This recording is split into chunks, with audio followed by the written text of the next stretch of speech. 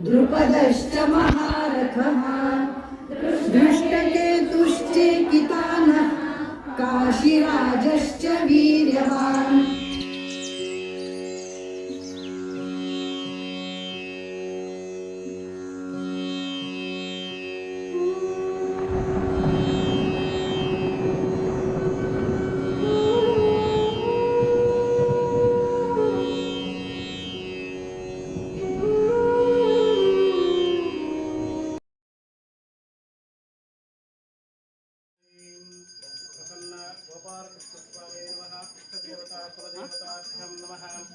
अष्टादशाध्यायिने गीतायै नमः।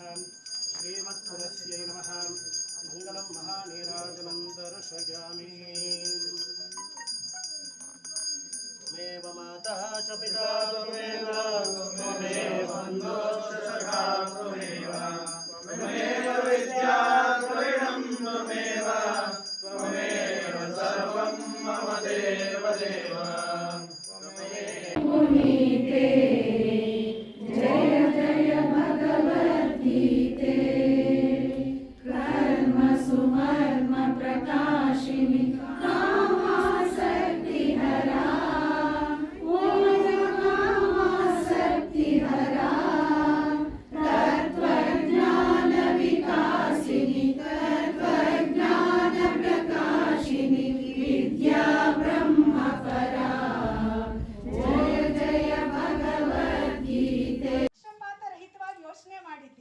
ಅದೆಲ್ಲದಕ್ಕೂ ಮುಖ್ಯ ನಮ್ಮ ಭಗವದ್ಗೀತೆ ಅಂತ ತಿಳಿದಿದ್ದೀರಾ, ನಂಬಿದ್ದೀರಾ, ಹಾಗಾಗಿ ಅದನ್ನು ಬುಡದಲ್ಲಿಟ್ಟಿದ್ದೀರಾ ಅಂತ. ಇಡೀ ಸಭೆ ಕರತಾಡನಿಂದ ತುಂಬ ಹೋಯ್ತಂತೆ. ನಾವೇ ಊಹಿಸ್ಬೋದು ಆ ಮಿಷನರಿಗಳ ಮುಖ ಅವಾಗ ಹೇಗಾಗಿದ್ದಿರ್ಬೋದು ಅಂತ.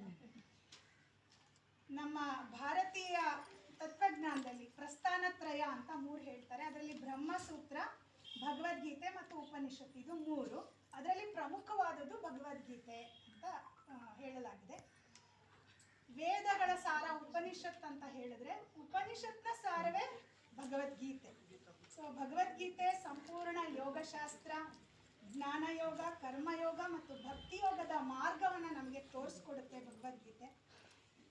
ದೃಷ್ಟಿಹೀನ ಧೃತರಾಷ್ಟ್ರದಿಂದ ಮೊದಲನೇ ಶ್ಲೋಕ, ಮೊದಲನೇ ಅಧ್ಯಾಯ ಇದು ಆರಂಭಗೊಂಡ್ರೆ 18ನೇ ಅಧ್ಯಾಯದ ಕೊನೆಯ ಶ್ಲೋಕ ಸಂಜಯನ ಮಾತುಗಳಿಂದ ಮುಕ್ತಾಯ ಆಗುತ್ತೆ. ಅಂದ್ರೆ ದೃಷ್ಟಿಹೀನನಿಂದ ದಿವ್ಯ ದೃಷ್ಟಿಯನ್ನು ಹೊಂದಿದ್ದಂತಹ ಸಂಜಯನಿಂದ ಮುಕ್ತಾಯ. ಅಂದ್ರೆ ಏನರ್ಥ ಆಯ್ತು? ಅಂಧಕಾರದಿಂದ ಬೆಳಕಿನ ಕಡೆಗೆ, ತಮದಿಂದ ಬೆಳಕಿನ ಕಡೆಗೆ, ಅಜ್ಞಾನದಿಂದ ಜ್ಞಾನದ ಕಡೆಗೆ ನಮ್ಮನ್ನ ಈ ಭಗವದ್ಗೀತೆ ಕೊಂಡೊಯ್ತು ಅಂತ ಅರ್ಥ. ಸೊ ಭಗವದ್ಗೀತೆಯಲ್ಲಿ ಶ್ರೀಕೃಷ್ಣ ಹೇಳ್ತಾನೆ 18ನೇ ಯಾಕೆ ನಂಬಬೇಕು ಅನ್ನೋದ್ರ ಜೊತೆಗೆ ವೈಜ್ಞಾನಿಕವಾಗಿ ಯಾಕೆ ನಂಬಬೇಕು ಅನ್ನೋದನ್ನ ಕೂಡ ತಿಳಿಸ್ಕೊಡೋದು ಭಗವದ್ಗೀತೆ. ಒಮ್ಮೆ ಸ್ವಾಮಿ ವಿವೇಕಾನಂದರ ಬಗ್ಗೆ ಒಂದು ಹೇಳೋದಾದ್ರೆ, ವಿದೇಶದಲ್ಲಿ ಅವರದೊಂದು ಧರ್ಮ ಪ್ರಚಾರಕ್ಕೆ ಅವ್ರು ಹೋಗಿದ್ದಾಗ ಭಗವದ್ಗೀತೆ ಒಂದು ಹೆಚ್ಚು ಅವ್ರು ಹೇಳ್ತಾ ಇದ್ರಿಂದ ಅಸಹನೆಗೊಂಡ ಕೆಲವು ಮಿಷನರಿಗಳು ಏನು ಮಾಡಿದ್ರು, ಒಂದು ಸಭೆಯಲ್ಲಿ ಎಲ್ಲ ಧರ್ಮ ಗ್ರಂಥಗಳನ್ನ ಜೋಡಿಸಿಟ್ಟು ಎಲ್ಲದರ ಬುಡದಲ್ಲಿ ನಮ್ಮ ಭಗವದ್ಗೀತೆಯನ್ನ ಇಟ್ಟರಂತೆ. ಯಾಕಂದ್ರೆ ಅದು ಅವಮಾನ ಮಾಡಬೇಕು ಸ್ವಾಮೀಜಿ ಅವರಿಗೆ ಅಂತ. ಅದನ್ನ ನೋಡಿ ತುಂಬಾ ಖುಷಿಯಾಗಿ ಸಂತೋಷ ಪಟ್ಟು ಚಪ್ಪಾಳೆ ತಟ್ಟಿದ್ರಂತೆ ಸ್ವಾಮಿ ವಿವೇಕಾನಂದರು. ಇದರಿಂದ ಮತ್ತೂ ಕ್ರೋಧ